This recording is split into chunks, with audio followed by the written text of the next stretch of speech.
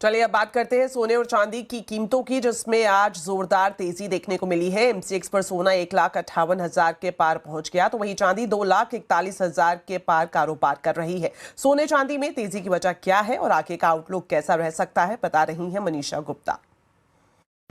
Well, overnight markets में सोने चांदी में अच्छी खासी तेजी देखने को मिली है, जो आज बाजार में यहाँ पर लगातार फॉलो थ्रू बाइंग के तहत हमने स्थित होते हुए भी देखी।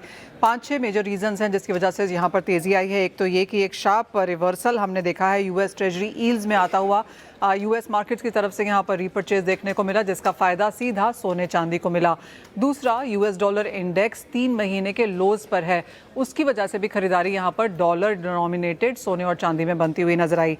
तीसरी बात, यहाँ पर जियोपॉलिटिकल अनसर्टनिटी है, जिस तरह से यूएस और ईरान की तरफ से स्टेटमेंट्स आती हुई नजर आई हैं, उसका सेफ हेवन बाइंग के तहत फायदा हमने सोने चांदी में आता हुआ देखा। साथ ही साथ यहाँ पर सस्टेन्ड सेंट्रल बैंक बाइंग है। चाइना 20 महीने से लगातार सोना खरीद रहा है, और चाइना ही नहीं, काफ़ी सारे बैंक्स यूरोप में, एशिया में, नए बैंक्स भी यहाँ पर जुड़ते जा रहे हैं जो सोना आप खरीदना चाहते हैं अपने फॉरेक्स रिजर्व्स के तहत। इसके अलावा स्पेकुलेटिव बाइंग है, सेफ हेवन बाइंग है, ईटीएफ्स में अच्छी खासी खरीदारी देखने को मिली है। भारत में फेस्टिवल और वेडिंग सीजन बहुत जल्दी शुरू हो जाएगा, तो इन सब के तहत यहाँ पर खरीदारी फिर से लौटती हुई नजर आई है। और ज़्यादातर लोगों का मानना है कि आगे जाते हुए बाकी के 2026 में सोने चांदी के प्राइसेस यहाँ से हायर हाइज ही बनाते हुए नजर आएंगे।